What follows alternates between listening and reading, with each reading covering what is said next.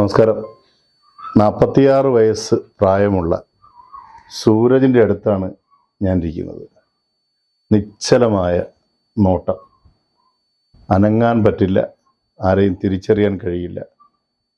അങ്ങനെ ഒരു വല്ലാത്ത അവസ്ഥയെന്ന് പറയുമ്പോൾ 10,000-ങ്ങളിൽ ഒരാൾക്ക് പോലും പിടിപെടാത്ത അപൂർവങ്ങളിൽ അപൂർവമായ ഒരു രോഗം അദ്ദേഹത്തെ ബാധിച്ചിരിക്കുന്നു. തലച്ചോറ് ദ്രവിച്ചു പോകുന്ന ഒരസുഖം. കുറേ അധികം നാൾ അദ്ദേഹം ഒരു പ്രവാസിയായിരുന്നു. വിദേശത്ത് നിന്ന് കുടുംബത്തെയൊക്കെ നന്നായി നോക്കി ഒരുപാട് സ്വപ്നം ജീവിതത്തെക്കുറിച്ച് കണ്ടൊരു മനുഷ്യനാണ്.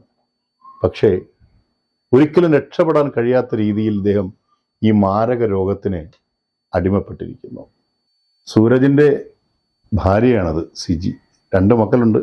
മോൻ ആരോമൽ, മകൾ ട്യൂഷന് പോയിരിക്കുകയാണല്ലേ. ഇവർ നേരിടുന്നത് വല്ലാത്തൊരു ബുദ്ധിമുട്ടാണ്. 2 കുട്ടികളുണ്ട്, നന്നായി പഠിക്കും. ഈ കുടുംബത്തിന് അത്താണിയായിരുന്ന സിജിയുടെ അച്ഛൻ എത്ര നാളിന് മുന്നാണ് അപകടം സംഭവിച്ചത്? ഒരു മാസത്തിന് മുന്നേ ജോലിക്കിടയിൽ ഒരു കെട്ടിടത്തിന്റെ മുകളിൽ നിന്ന് വീണ് മരണപ്പെട്ടു. ഇദ്ദേഹത്തിന്റെ കാര്യങ്ങൾ മുഴുവൻ നോക്കുന്നത് സിജിയാണ്. ഈ കുടുംബത്തിന് വേറെ യാതൊരു വിധമായ വരുമാനങ്ങളുമില്ല. മക്കളുടെ പഠനം പോലും മറ്റുള്ളവർ സഹായിച്ചാൽ മുന്നോട്ട് പോകും എന്നൊരവസ്ഥയാണ്. ജീവൻ നിലനിർത്താൻ വേണ്ടി ആഹാരമെങ്കിലും കഴിക്കണ്ടേ. അപ്പോൾ ഇദ്ദേഹത്തിൻ്റെ പഴയ ഒരു ഫോട്ടോയൊക്കെ ഞങ്ങൾ കാണിച്ചു തരാം.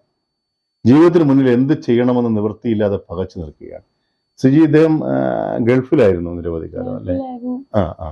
എത്ര വർഷമായി ഇങ്ങനെ അസുഖം ബാധിച്ചു? 5 വർഷമായി ഇപ്പൊ ഈ അസുഖം വന്നിട്ട്. അതിന് മുന്നേ നല്ല ആരോഗ്യവാനായിരുന്നു, ഒരു കുഴപ്പമില്ലായിരുന്നു.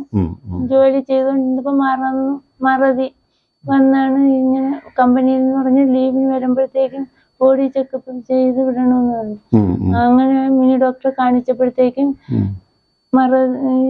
MRI എടുത്തപ്പോഴത്തേക്കാണ് തലച്ചോറ് രോഗമെന്ന് പറഞ്ഞത്. പിന്നെ ചിത്രയെ കാണിച്ച് ഒരുപാട് ആശുപത്രികളിൽ കാണിച്ചല്ലേ. ആനന്ദപുരിയിലെ മാർത്താണ്ഡൻ എന്ന് പറയുന്ന ഡോക്ടറെ കാണിച്ച്